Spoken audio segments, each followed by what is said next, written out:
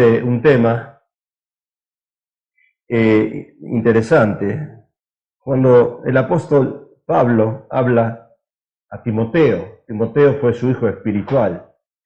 Y el tema de hoy es utensilios de oro y plata. Utensilios de oro y plata. Y vamos a ir a la palabra de Dios ahí en 2 Timoteo capítulo 2, versículo 19. El apóstol Pablo dice, pero el fundamento de Dios está firme. Gloria a Dios por lo menos, esto me gusta. Teniendo este sello, un sello también, conoce el Señor a los que son suyos. Más que esto. Y apártese de iniquidad todo aquel que invoca el nombre de Cristo. Pero, ahí viene un pero, en una casa grande, considerando la iglesia de Jesucristo, no solamente hay utensilios de oro y de plata, sino también de madera y de barro. Y unos son para usos honrosos y otros para usos viles. Así que, si alguno se limpia de estas cosas, será instrumento para honra, santificado, útil al Señor y dispuesto para toda buena obra. Ahora, ¿cuántos sabemos que en todas las iglesias hay problemas? Hay hermanos que se mueven de una iglesia a otra pensando, me voy a mover de acá a acá, porque acá no debe haber problema. Hay problemas. Hay problemas. Yo no sé si me estás mirando, hermana Belina, pero en esta salida que tuviste con la pastora, has contado cosas, has dicho cosas que nos han entristecido. Y de saber cómo la gente que integra, que está en una iglesia, son conflictivas. Te dicen que te aman, pero por atrás te hacen cualquier cosa mostrándote que no te aman. El apóstol Pablo reconoce que puede haber gente en una congregación con herejías. Por eso él aclara lo que estamos hablando ahora. Y que puede haber disensiones entre los miembros. Muchos no deben estar de acuerdo con ciertas doctrinas. Y puede que Timoteo, como pastor de joven, tenga que batallar. Porque eso es lo que está pasando hoy en día. Y es triste también, es triste decir que hoy las iglesias están sacando a los pastores conservadores mayores y están queriendo poner pastores jóvenes. Y acá vemos un Timoteo que nació con una escuela de la madre, de la abuela y del apóstol Pablo, un pastor joven que tenía una fuerza pero tenía un respaldo, tenía una doctrina tremenda.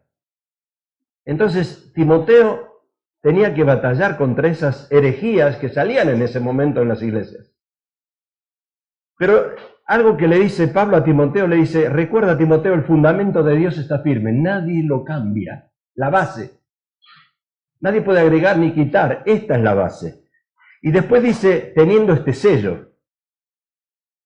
Y ese sello que Pablo está hablando garantiza la seguridad de la iglesia y la pureza de la iglesia. Son esos dos sellos, la seguridad y la pureza van juntos. Porque Dios es un Dios santo.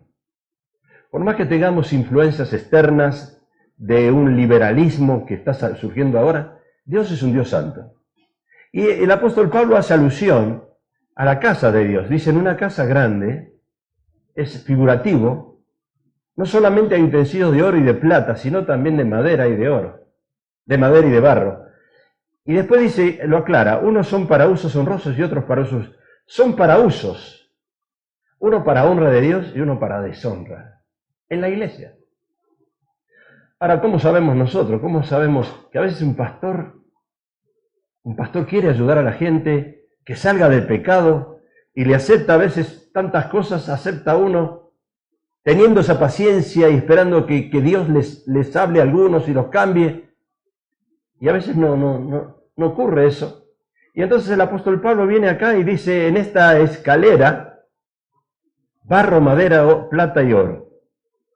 Yo no sé qué quieres ser tú, pero acá pone 4 categorías. La calidad de estos componentes de oro, plata, madera y barro hacen la diferencia en la iglesia. Hacen la diferencia. No es la cantidad, sino miren, hay muchos de barro, hay muchos de madera, Hay algunos que están entrando a ser plata y otros que quieren ser oro y son oro, valen oro, valen oro. Valen oro. En esa escala de valores Dios nos pone a nosotros sus hijos y pone el barro. Yo estaba mirando la contextura del barro. ¿Qué es el barro? Porque algunos son para usos honrosos, útiles y otros no, pero son para usos. Porque el barro, yo me acuerdo del barro, se entiende como barro aquella tierra arcillosa que según su formulación y utilización se puede denominar tierra apisonada o tapial, bloques de suelo, adobe. Yo me acuerdo del barro, porque yo fui parte del barro. Yo hice ladrillos de barro. En el horno, me acuerdo en Argentina, ladrillos de barro. Uno busca el barro y uno hace ladrillos, y con esos ladrillos hace una construcción. Después, la madera es uno de esos regalos de la naturaleza que han ayudado a nuestra especie a evolucionar, la madera. Y es un valioso material que se encuentra en los árboles de tallo leñoso y nos permitió como especie diseñar herramientas, viviendas, construcciones. ¿Cuántas construcciones en Cedar Crest, por allá, hay de madera? Construcciones de madera. Ahora, hay tipos diferentes de madera. Por eso cuando hablamos en una iglesia, hay tipos diferentes de barro, hay tipos diferentes de madera. Maderas duras, que son las que proceden de árboles que con hojas duras, tienen una fuerte resistencia, que las hacen ideales para suelos de parques. Maderas blandas, como el álamo. Maderas resinosas, como su propio nombre indica, y esta madera tiene resina, son muy resistentes a la humedad. Por eso cuando levantan chozas o casas de madera, esto es muy importante, esas maderas. Se emplean en la construcción de muebles y en algunos tipos de papel. Se encuentran en el cedro, en el ciprés. Maderas finas, las maderas tipo que proceden del arce, el ébano, el abeto, son de poco grosor y por tanto menos resistentes, son empleadas con fines artísticos. O sea que la madera es buena, el barro es bueno, pero Pablo lo pone en una escala inferior a la plata y al oro. Cuando menciona la plata, que es un metal noble de grupo de los elementos de transición, de color gris, claro y brillante, más duro que el oro, es más maleable y dúctil después del oro y el mejor conductor de la electricidad y el calor, la plata. Hoy muchas mujeres usan colgantes de plata, brazaletes, pulseras de plata, pero no es oro, es plata. El oro es uno de los primeros nombres del oro, proviene del latín aurum, que quiere decir brillante. ¿Tendremos en la iglesia a alguien brillante? ¿Alguna persona brillante? ¿Alguna persona que hace la diferencia? Un hombre o alguna mujer que podemos decir, mira, es oro. Es oro. Ahora, lo extraño de todo esto es que siendo el oro el metal de mayor valor, Dios hizo al hombre de barro.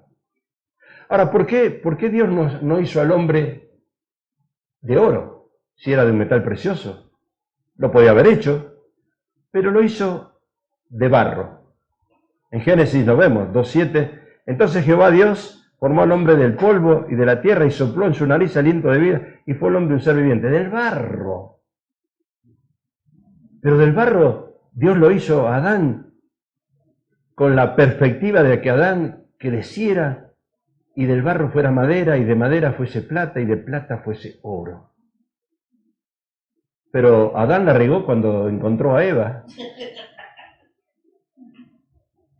Y dice Adán, tengo que escoger ser oro o la 90-60-90. Y como el hombre es visual, y para colmo Dios se la sacó de la costilla y se la hizo algo extraordinario que ningún hombre puede rechazar, Adán dijo, más que oro, dijo, sigo siendo barro.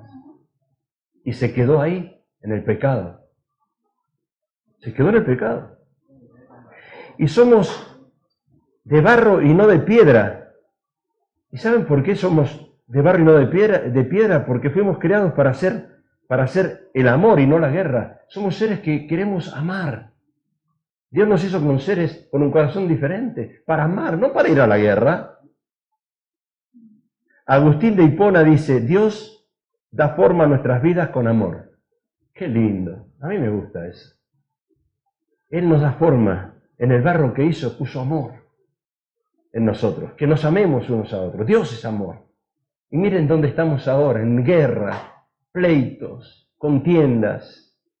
El profeta Isaías, al expresar que somos barros en mano del alfarero, dice, yo soy la arcilla y tú el alfarero. Isaías, somos toda obra de tus manos, dice Isaías. Qué lindo. A mí me encanta esto. El profeta Isaías expresa eso. Dice, yo soy la arcilla, tú el alfarero, somos todas obras de tus manos. Y al buscar el significado de las palabras del profeta, encontramos que en un alfarero es una persona que toma la arcilla y la convierte en cerámica, un alfarero. Jesús es nuestro alfarero. Y la arcilla húmeda se convierte en un torno cuando el alfarero la moldea y una vez terminada la creación del alfarero se cuece en el horno, lo que endurece la arcilla. Y en esa analogía, Dios es el alfarero, podemos decir Jesús y Dios, es lo mismo. Y nosotros somos barro. ¿Barro dónde? Barro en las manos del alfarero. Yo quiero que escuchen esto.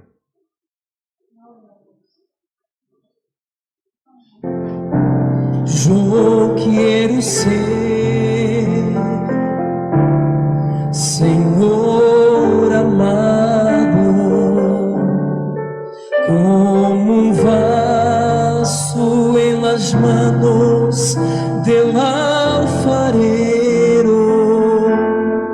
Quebra mi vida y hazla de nuevo.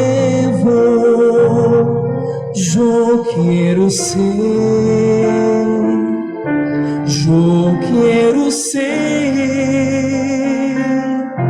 un vaso nuevo, como tú quieras, Señor amado. Eres el alfarero y yo soy el vaso. Quebra mi vida y hazla de nuevo. Yo quiero ser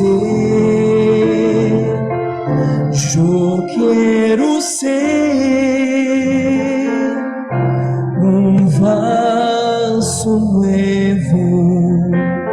Quebra mi vida y hazla de nuevo. Yo quiero ser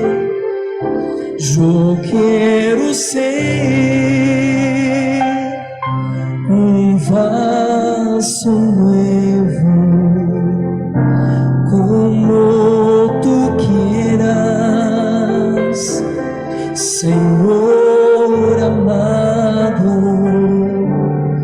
Eres el alfarero y yo soy el vaso. Quebra mi vida y hazla de nuevo.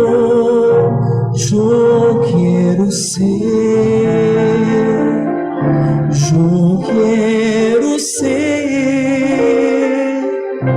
un vaso nuevo. Quebra mi vida y hazla de nuevo. Yo quiero ser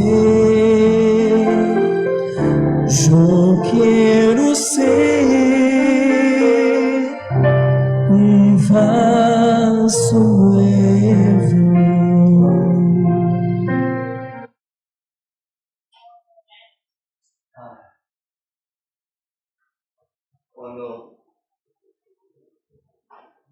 Cuando pensamos, qué tremendo, a mí me tocó mucho este canto, y ver al alfarero cómo hace ese vaso nuevo. Y yo estaba pensando ayer un partido de fútbol allí en Argentina, y un micro con 30 hinchas de Boca, Danilo, iban al partido. Y dentro de esos 30 había una chica, Paola, 26 años. Estaban a 40 millas del estadio en Mendoza y el micro volcó. Y no pudieron llegar a la cancha, pero volcó el micro y Paola falleció. 26 años. ¿Cuántos jóvenes mueren sin conocer a Cristo? ¿Cuántos jóvenes quisieran cantar esto en vida y decir, Señor, tú eres el alfarero, hazme de nuevo? Quiere decir, dame una nueva oportunidad. Demasiado tarde. ¿Por qué de 30 personas solo uno muere? Es lo que nosotros no entendemos. Pero Dios es el alfarero y nosotros, dice la palabra, somos el barro. Pablo en Romanos 8 dice, ¿o no tiene potestad el alfarero sobre el barro para hacer de la misma masa? Y miren lo que dice acá. Un vaso para honra y otro para deshonra. En la iglesia tenemos 4 vasos, 2 son para deshonra y 2 para honra. Y él dice, ¿acaso el alfarero no tiene la autoridad, la potestad de hacer eso?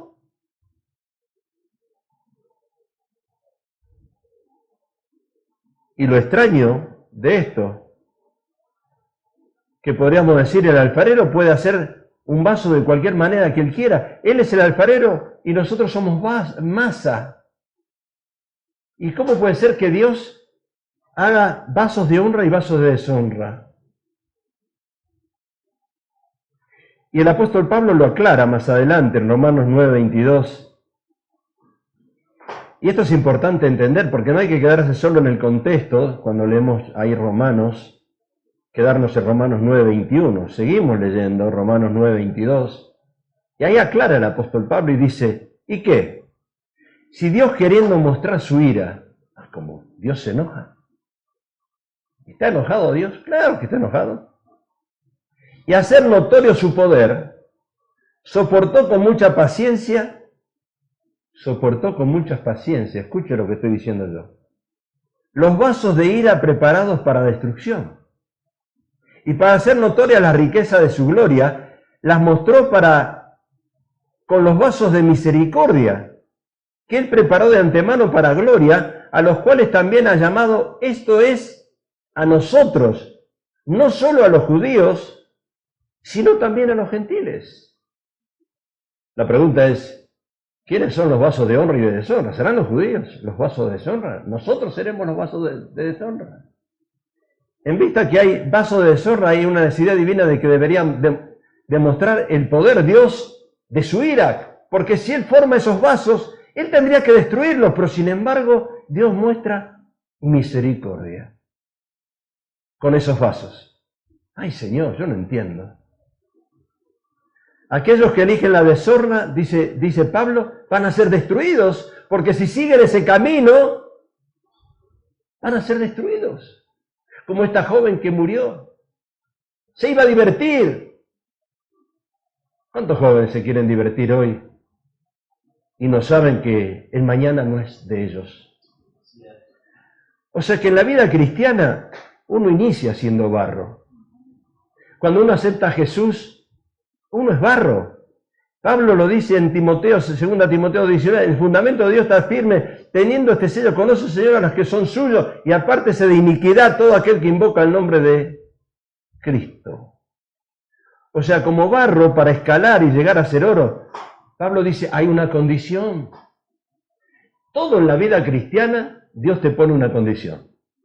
No es llegar a la iglesia, no es llegar a una reunión de oración, no es llegar a escuchar una predicación, no es llegar a la iglesia y decir, tengo que dar el diezmo. No. Dios En el momento que tú quieres cambiar y crecer de barro, crecer a madera y a plata y a oro, Dios te dice, acá hay una condición. ¿Y cuál es la condición que dice el apóstol Pablo? Debemos apartarnos de toda iniquidad, de todo pecado, de toda falsedad, de toda hipocresía. Miren, dentro de esa iglesia grande hay mucha hipocresía. Hay mucha hipocresía. Romanos 6:19, hablo como humano, dice Pablo, por vuestra humana debilidad. Miren, qué apóstol, qué tremendo. Que así como para iniquidad presentaste vuestros miembros para servir a la inmundicia, está hablando de una vida pasada. Y a la iniquidad, así ahora para santificación, presentad vuestros miembros para servir a la justicia. Dios está diciendo, el apóstol Pablo, tiene que haber un cambio en el ser humano. No llegamos a oro porque queremos ser oro, y a veces decimos, yo soy oro. No, un momentito. Hay condiciones. Iniquidad significa actuar una obra con maldad. Mire, yo me acuerdo, tenía 6, 7 años, 8 en Argentina. Mi mamá tenía una gata. Ustedes saben que la gata da cría cada 3 meses. Madre mía, ¿cómo son las gatas?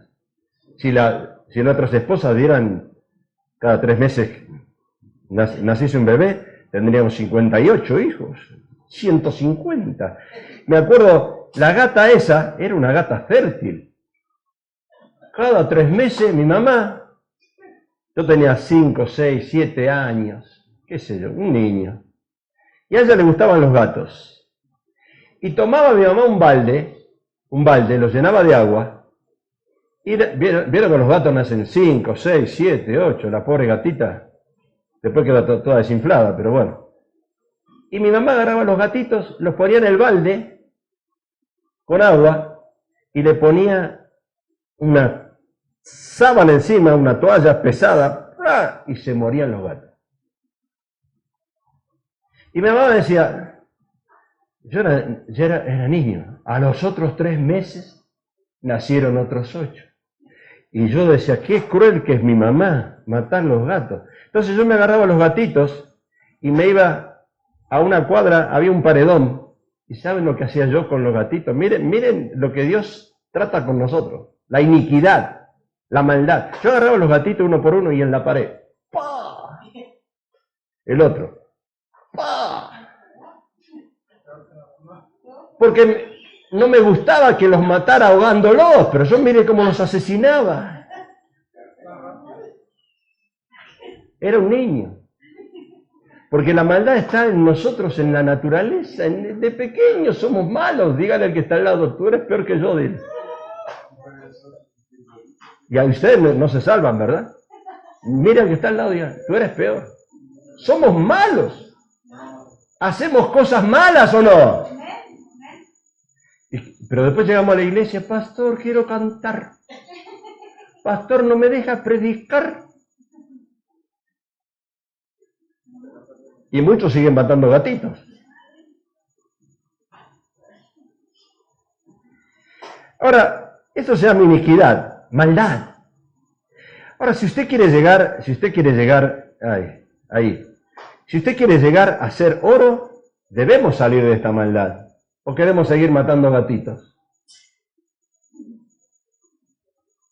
Porque todos los que llegan a la iglesia, ¿vieron cuando entran con una cara de santos? Todos parecen que son santos. Uno de San Gabriel, el otro San Pablo, el otro San Mateo. Son todos santos, ¿viste? De la iglesia tradicional. Ellos se ponen nombres. Ahí llegaron con la aureola de santo. Y cuando uno empieza a hablar con uno a la vez por uno a la vez. ¡Ay, Dios mío! Ayúdame. A veces te dan ganas de agarrarlo como el gatito y tirarlo contra la pared.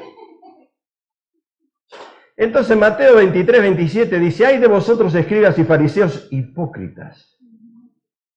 Porque sois semejantes a sepulcros blanqueados que por fuera, la verdad, se muestran hermosos, nice, qué lindos que son, corbata, vestidos ahí. Mas por dentro están llenos de huesos de muertos y de toda inmundicia, así también vosotros por fuera, la verdad, os mostráis justos a los hombres, pero por dentro estáis llenos de hipocresía e iniquidad. A esta gente hay que tirarla contra la pared, hay que matarlos.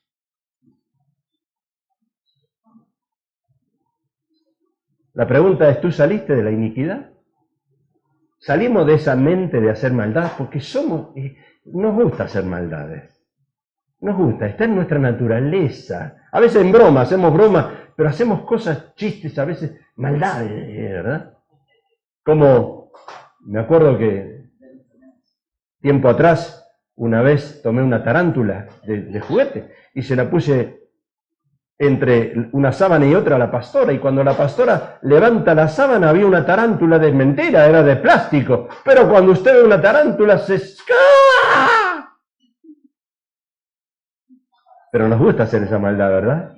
Claro, mi esposa después me corrió por toda la cama, por toda la casa. No me alcanzó, menos mal que no me alcanzó, ¿verdad? Nos gusta hacer esas bromas, maldades. Jesús a los religiosos, a los escribas y fariseos los llamaba hipócritas. Así también vosotros por fuera, dice, a la verdad os mostráis justos a los hombres, pero por dentro estáis llenos de iniquidad, de maldad, de hipocresía. Ahora uno puede apartarse de la iniquidad cuando haga de la cruz de Cristo el objeto de su fe. Cuando realmente entienda el Evangelio, Ivonne. Yo tengo que ir a la cruz. Yo tengo que morir. Yo tengo que entender ese sacrificio. Yo tengo que nacer de nuevo. Y 4 características de cristianos encontramos en una iglesia, dice Pablo. Madera, barro, plata y oro. Oro y plata. Y uno para usos honrosos, otros para viles. Y habla de la casa grande. Utensilios de oro, de plata, de madera y de barro. Uno para usos honrosos, otro para usos viles. Viles. La palabra viles significa bajo, despreciable. Que tienen doble cara. Que de lunes a sábado viven en el mundo y el domingo vienen a la iglesia santificados, a santificarse. Algo infame. Personas malvadas que no se les puede tener confianza. ¿Y cómo hacemos entonces en una iglesia así? ¿Cómo hacemos si Eclesiastés que dice? Mire qué personas tenemos en las iglesias. Mejor es que no prometas, sino que prometas y no cumplas. No dejes que tu boca te haga pecar, ni digas delante del ángel que fue ignorancia, porque ¿qué harás que Dios se enoje a causa de tu voz y destruya la obra de tus manos? ¿Cuántos prometemos cosas y no las cumplimos? Uy, hay tantos hermanos que todavía no se bautizaron en agua. Hay tantos todavía que no saben que no saben lo que es diezmar. Mire, todavía es un milagro que Majestad pueda estar vivo pagando una renta donde estamos pagando con tan pocos hermanos que somos. Pero ¿saben por qué? Porque hay hermanos fieles. Pedimos dinero prestado, no lo regresamos. Le prometemos a Dios no dejar de congregarnos y faltamos los domingos a la iglesia. Le prometemos a Dios que vamos a empezar a darle a Dios lo que es de Dios y no se lo damos. O sea que para llegar a ser oro debemos limpiarnos de un montón de cosas. No es cuestión de solo llegar a la iglesia. Yo tengo que proponerme limpiarme, yo me tengo que hacer una autoliberación yo mismo. Así que si alguno se limpia de estas cosas, será instrumento para honra, santificado, útil al Señor y dispuesto para toda buena obra. O sea que los que viven en casa grande, por lo general, colocan a la vista todas las cosas de valor. Si usted va a una casa grande, usted va a ver plata y oro. Los ricos, plata y oro, plata y oro. Pero también coloca los que son objetos sucios, como a veces cosas de barro, madera, fuera de la vista de la gente, porque esas cosas no son de usos honrosos. Y lo tratan de ocultar. Y lo mismo ocurre en la iglesia. Se ocultan esas cosas. Oro son los más fieles. Plata los menos fieles. Madera y barro los que andan en proceso de limpieza. Ahora Dios no lo descarta, pero andan en proceso. Pero un pastor dice, ¿pero cuándo te vas a limpiar? Por favor. ¿Cuándo vas a salir de ese estilo de vida? Y la Biblia habla de que los cristianos de oro y plata son santos y útiles, honrosos. para Dios, honrosos para Dios. Pero los de barro y madera son personas no santificadas, que todavía viven en el mundo. ¿Y cuánto tiempo tenemos que aguantar a esa gente? Bueno, Dios es misericordioso. Un pastor tiene que tener misericordia. ¿Qué tiene que hacer el verdadero Hijo de Dios para lograr un lugar de privilegio dentro de la iglesia? Debe limpiarse a sí mismo. Pastor, yo te voy a llamar a ti para que ores por mí. Así que si alguno se limpia de estas cosas, 2 Corintios 7:1, así que armados, puesto que tenemos tales promesas, limpiémonos de toda contaminación ¿de qué? De carne y de espíritu, perfeccionando la santidad en el temor de Dios, en el temor de Dios. Y si yo me voy a Efesios, diría, las casadas estén sujetas a sus maridos, los hijos en obediencia a sus padres, los hombres sujetos a Cristo.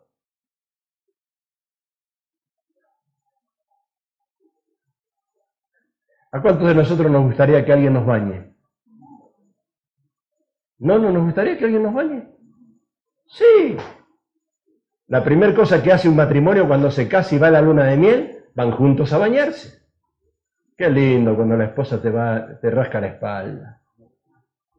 Sí, que es cosa... ¿A quién no nos gusta que nos rasquen la espalda? ¿A quién no nos gusta que nos rasquen la cabeza, que nos bañen? ¿A quién no nos gusta que nos hagan masaje, verdad? Yo me acuesto acá, le digo, Elena, rascame la cabeza. Qué lindo, ¿verdad? Pero Pablo dice, no necesitas llamar a nadie, tú tienes que limpiarte. Tú mismo tienes que limpiarte. ¿De qué? De contaminación, de obra de la carne. Y que nuestro espíritu se alinee a Dios. Tenemos que limpiarnos todos los días, no tenemos que bañarnos solos con Dios. Ahora, Dios pide que los miembros de madera y barro sean también un instrumento de honra. ¿Y cómo se logra eso?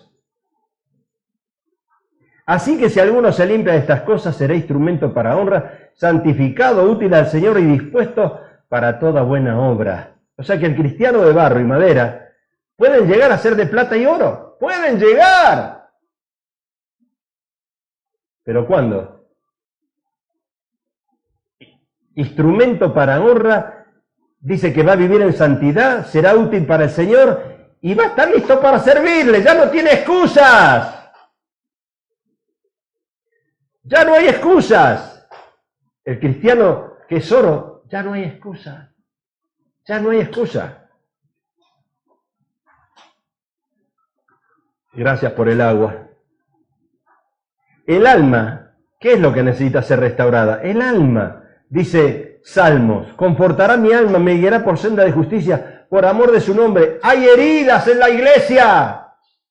Llegamos heridos, llegamos lastimados, llegamos orando siempre por lo mismo, porque estamos heridos. Y el alma está compuesta de emociones, voluntad, intelecto, y el diablo va a trabajar siempre en nuestras emociones.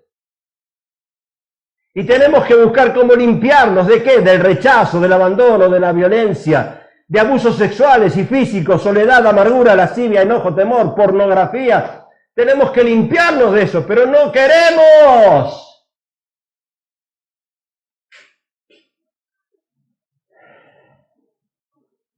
Mire, me acuerdo que pasó esto en realidad allá en Argentina, un niño de 4 años. Lo arrojaron al pool. Ese niño lo dejaron en el pool y se ahogaba. Fueron y lo rescataron. Pero cuando crece el niño, no quiere ir más al pool, porque la experiencia que tuvo de niño fue fea. Se ahogaba. No quiere ir al agua. Y así pasa con muchos de nosotros. Tuvimos experiencias de niños malas. En mis años de consejería he tratado con mujeres que fueron violadas por sus padres sexualmente, por sus hermanos, por sus tíos, por sus abuelos. Y ahora tienen un matrimonio infeliz. ¡Infeliz! Porque no hay sanidad.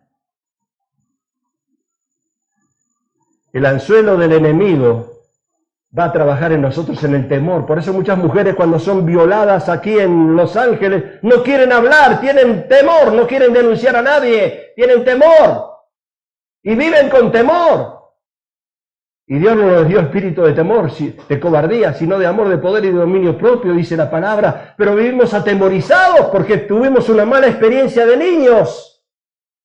Y llegamos a la iglesia y pensamos que nos hacemos la señal de la cruz y ya está. Y no está nada. Hombres, yo conozco pastores abusados sexualmente.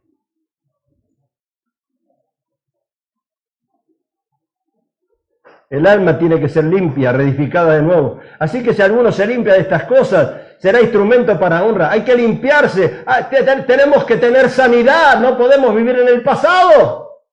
Las cosas viejas pasaron. Yo no puedo vivir en el pasado, pero está acá, pastor. Está acá, no me lo puedo sacar de la mente, y la mente es el campo del diablo, y yo no me puedo sacar de la mente lo que me hicieron cuando era niña. Una hermana vino a consejería, tenía 6 años, fue abusada a los 6 años, lo hizo infeliz al marido. Infeliz fue ese hombre.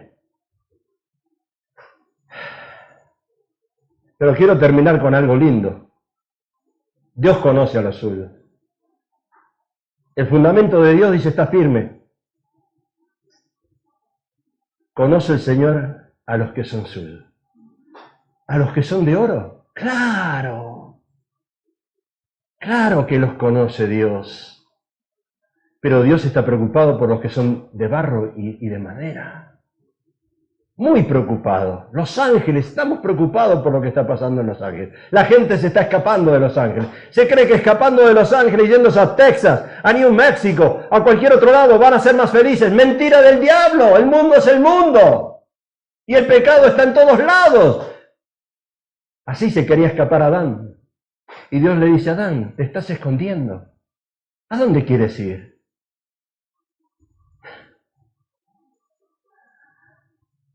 El fundamento de Dios está firme. Dios conoce a los suyos. Y esto es como una moneda de 2 caras. El lado de Dios y el lado de los seres humanos. En el lado del Señor, Él conoce, dice, a los que son suyos. Pero del lado humano, ¿cómo hacemos para conocer a los que son cristianos? ¿Cómo hacemos? Yo les digo la verdad, yo me junto con pastores y yo los miro y dudo. Y tengo temor, no temor, el otro temor, tengo temor de decir, ¿este me está hablando la verdad? ¿Tengo que creer en él?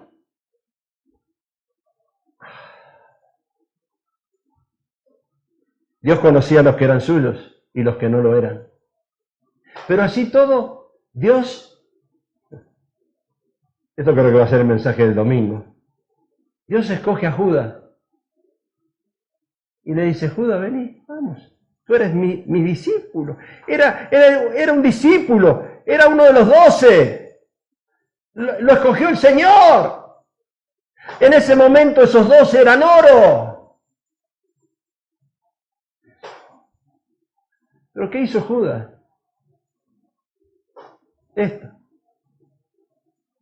Y yo cuando miro a los pastores, yo también hago esto. Y yo digo,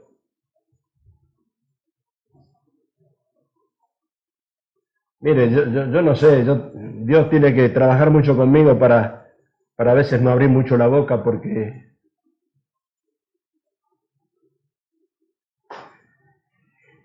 apártese de la maldad, dice Pablo, apártense de la falsa doctrina, apártense de la falsa enseñanza entre vosotros. ¿Y cómo? Por sus frutos se conoce el árbol.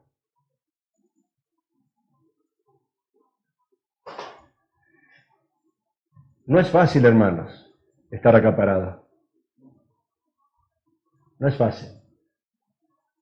No es fácil que te llamen por teléfono y te digan, pastor, usted tiene a alguien en la congregación que vive en pecado.